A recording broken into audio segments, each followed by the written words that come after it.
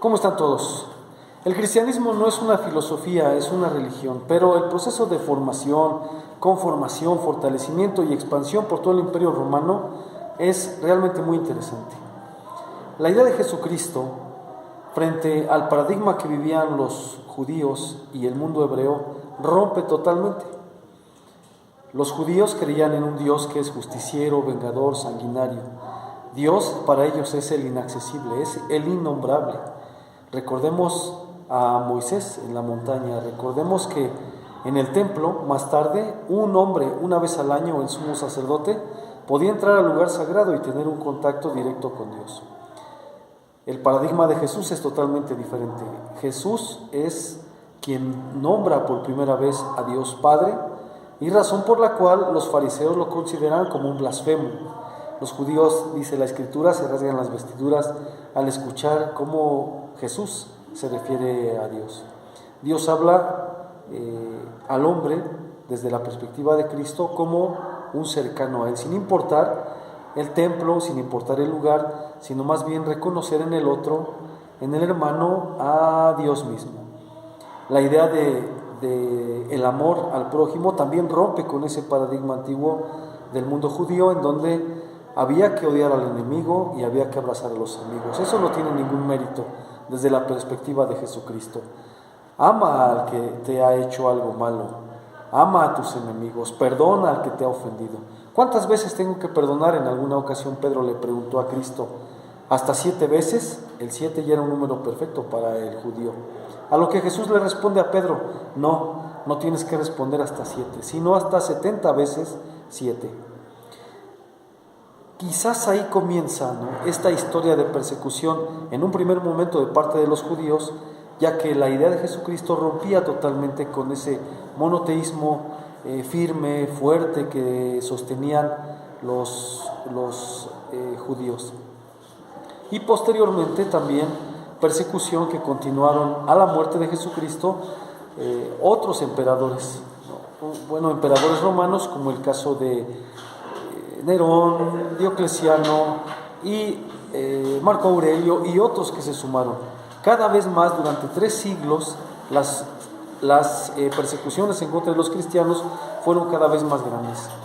Dentro de los castigos o las penas que recibían los cristianos, me gustaría mencionar el día de hoy aquella en donde a los cristianos se les llevaba al Coliseo romano, y ahí en el Coliseo eran quemados vivos o eran desmembrados por fieras, se les aventaba a los leones.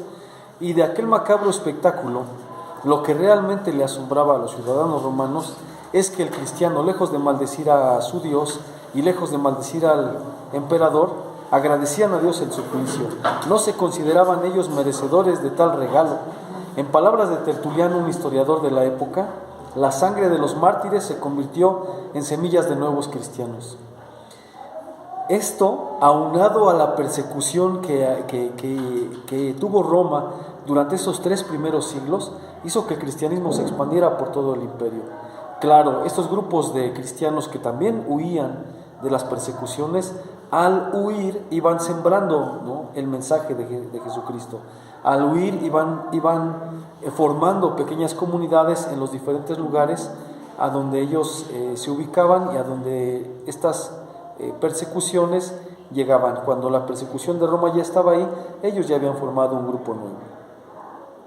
En el año 313 Constantino termina con estas persecuciones, se acaban y todos podríamos pensar que comienza una época de esplendor en el cristianismo, pero no fue así. Todo lo contrario, a la liberación de estas persecuciones y declarar el cristianismo como religión oficial, el cristianismo sufre una decadencia, porque para ser cristiano no tenía que haber preparación. El cristiano ya no conocía a Jesucristo, ya no conocía los ideales. Los cristianos se bautizaban por mero requisito de parte del emperador. Esto hizo que el cristianismo se debilitara y se abrieron las puertas para que surgieran herejías, las famosas herejías, como el donatismo, el pelagianismo, el maniqueísmo, de los que tal vez más adelante hablaremos. Pero esto también propició que surgieran dentro de la iglesia hombres bien preparados, hombres intelectuales, filósofos cristianos, que defendieron a la iglesia de los ataques de estas herejías. Y entonces aparecen los famosos padres de la iglesia como Hipólito, Hipías, y el máximo representante de todos ellos y quien le dio sentido y configuró toda la Edad Media fue el pensamiento de San Agustín de Hipona. Pero bueno, esa es otra historia. Me interesaba solamente el día de hoy considerar este surgimiento, esta propagación del cristianismo por el Imperio Romano y cómo aparecen estos primeros filósofos cristianos a raíz del surgimiento de las herejías, producto o fruto de la decadencia del cristianismo a partir del año 313, cuando Constantino termina con las persecuciones. Esto, bueno, es cristianismo, pero también es prácticamente filosofía. Yo los espero la próxima, les mando un saludo. Hasta luego.